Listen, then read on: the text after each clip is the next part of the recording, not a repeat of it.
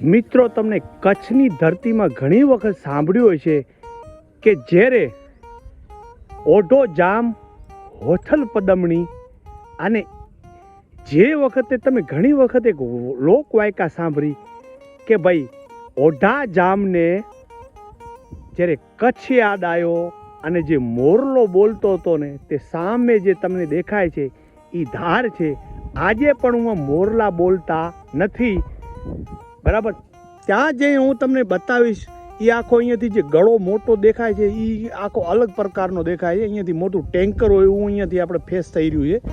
અને આપણે અત્યારે અહીંયા દર્શન કરશું હોથલ માતા, હોથલ પદમણીનું આ મંદિર એ હોથલ માતા તરીકે ઓળખાય છે. અને એ ભોંયરું છે. અને એ ભોંયરું તમને મંદિરની પાછળ બતાવું. એ ભોંયરું પાછું છેક આપણે જે ભીમાસરનું મેં તમને તળાવ બતાવ્યું છે, ભીમાસર ચકાસર, ત્યાં નીકળે છે એવી લોકવાયકા છે. અને એ એનો અવશેષ પાછળ છે.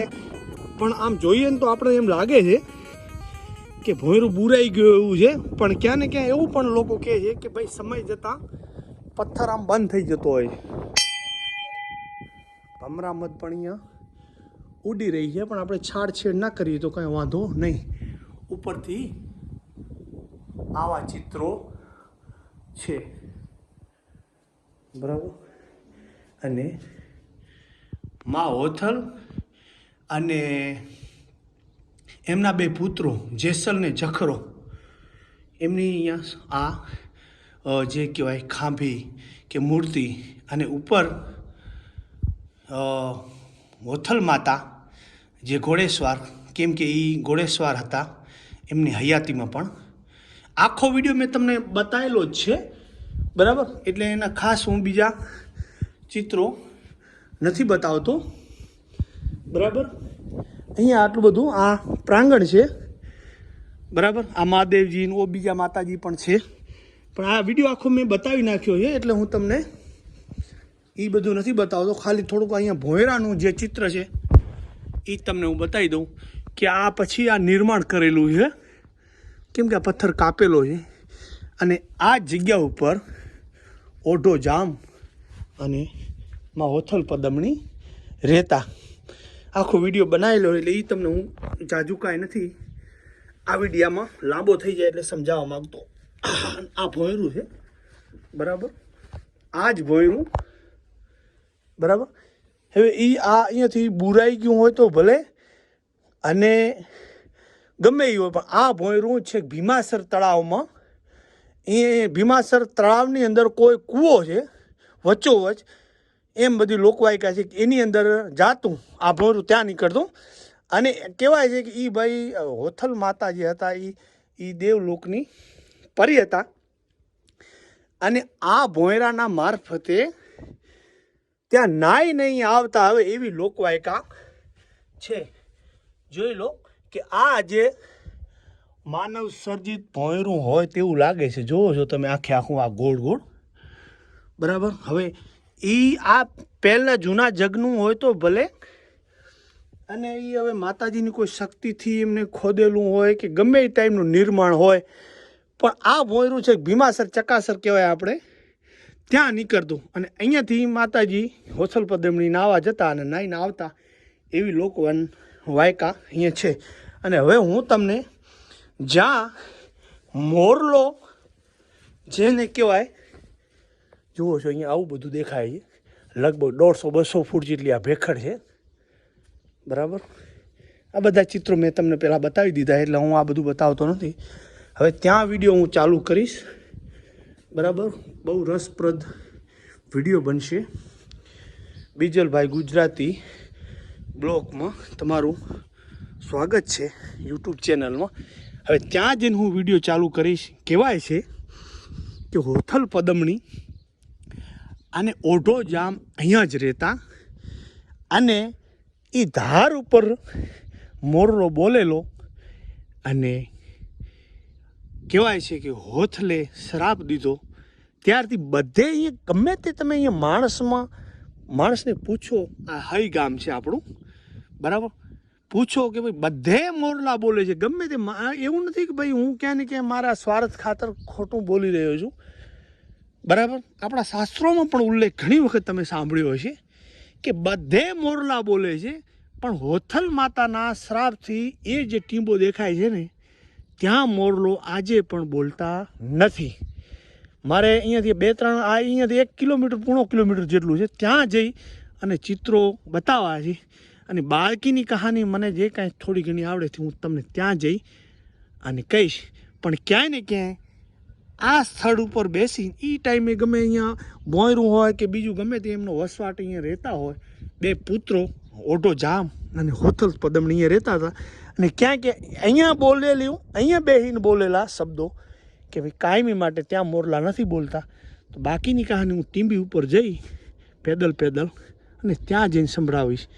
ત્યાં કેવું લાગે છે ત્યાં જઈએ તો જ ખબર પડે. કેમ કે બધે મોરલા બોલે છે ને ત્યાં જ નથી બોલતા, એટલે સતનું પ્રમાણ ત્યાં ઊભું છે. બરાબર. તો આવી રીતે આ થઈ ગયું.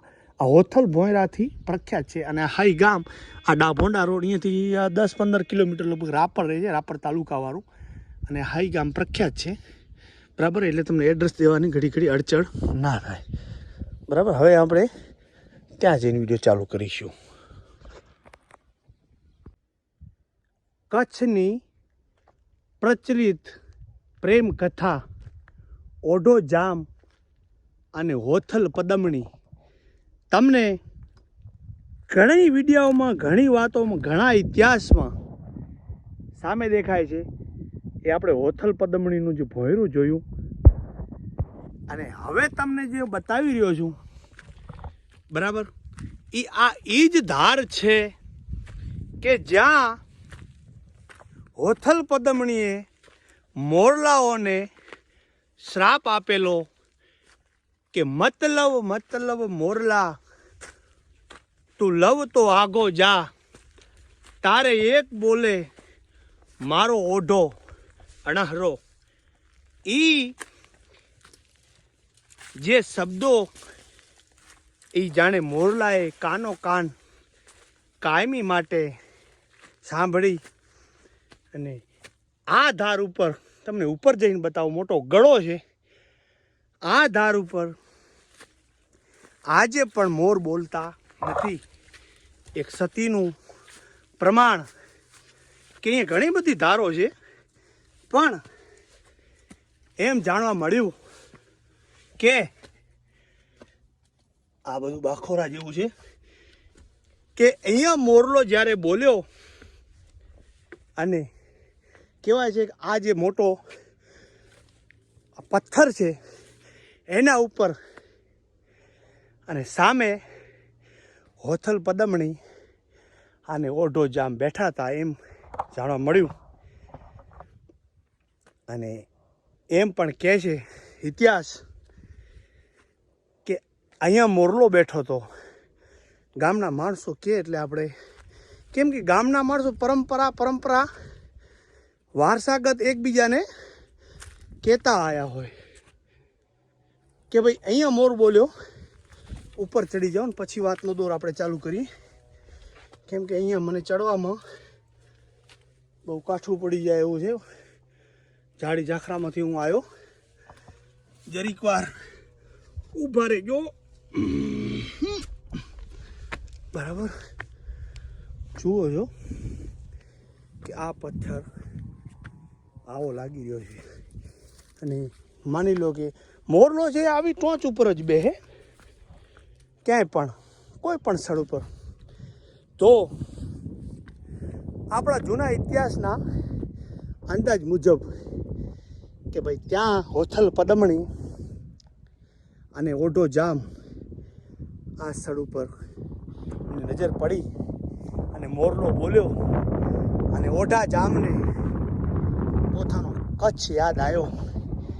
ઇતિહાસકારો એમ બતાવે છે કે ઓઢા જામ જ્યારે રોયા ત્યારે એમને આંસુ જે પડ્યા, આખી જેને કહેવાય છીપર ભીજાઈ ગઈ એના આંસુથી, ત્યારે હોથલે કીધું કે આટલો બધો તમને કચ્છ યાદ આવે છે?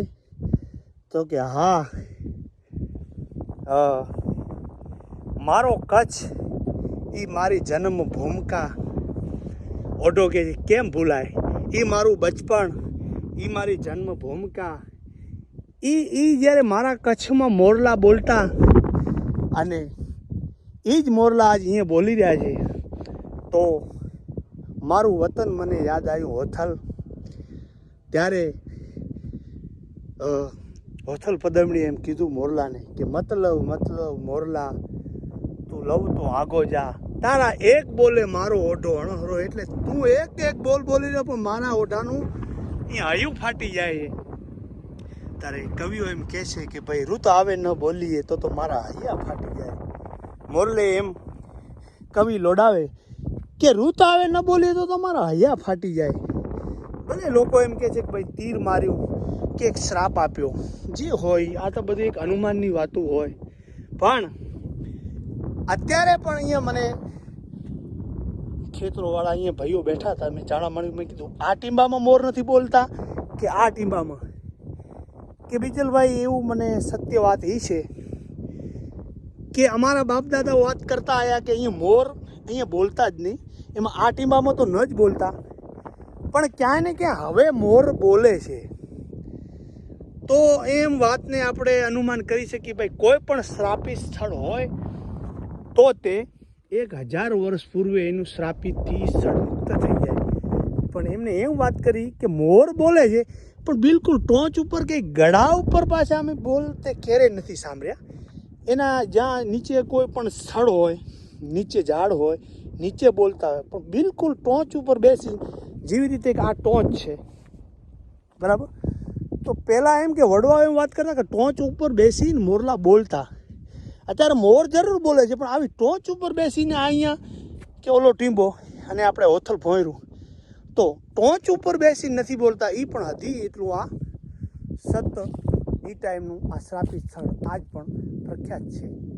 તો આપણે આ ત્યાંનો દ્રશ્યો પણ તમને બતાવ્યા. અને આ બાજુમાં ટીંબો છે, એમાં પણ મોર નથી બોલતા, મતલબ બોલે છે પણ ટોચ ઉપર નથી બોલતા. અને અહીંયા પણ મોર નથી બોલતા. છેટેથી આ બહુ મોટો ગળો છે જબરજસ્ત. ભગવાન જાણે અહીંયા કઈ રીતના ગળા છે. આપણે જોઈએ ને તો આ બધી હરખી ભોં છે, એ હરખી જ છે. કુદરતે કઈ રીતે આ ધરતીના ઘાટ ઘડ્યા છે.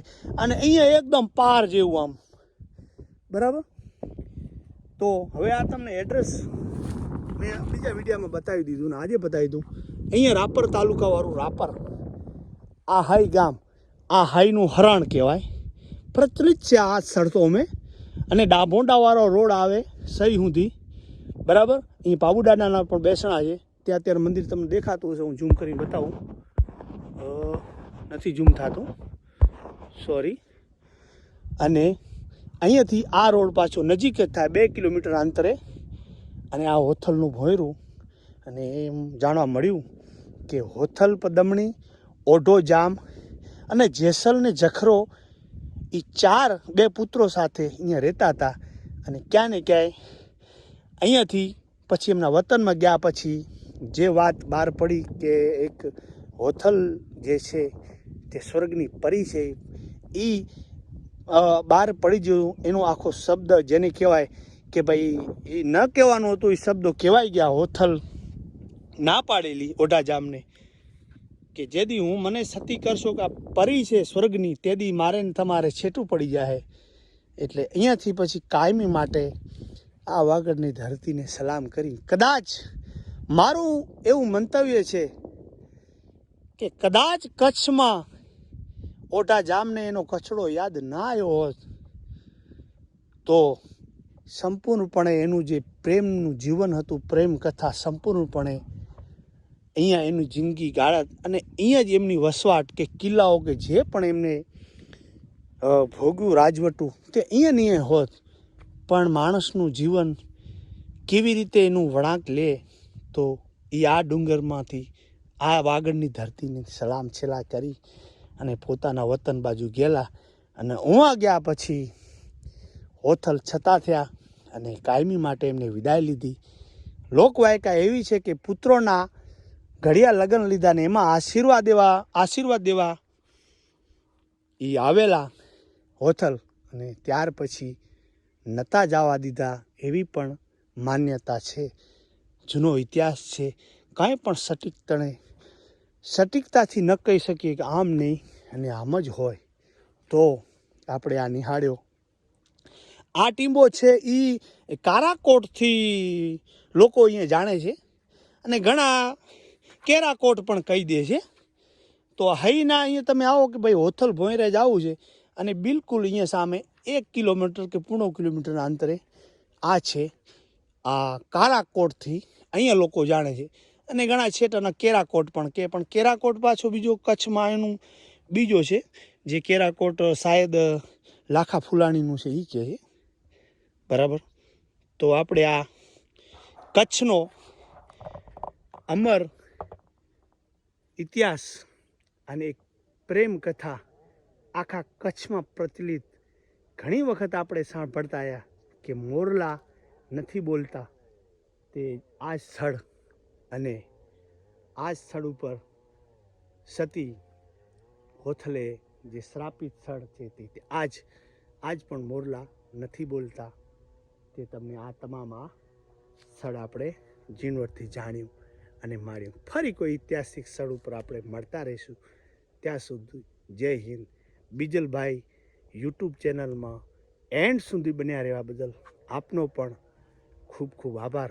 અને ઘણા બધા ઇતિહાસો હજી આપણે કચ્છની અંદર ધરવાયેલા છે, તો એ બધાય ધીરે ધીરે આપણે ગામડાઓમાં જઈ અને ધીરે ધીરે જાણવાની કોશિશ કરશું.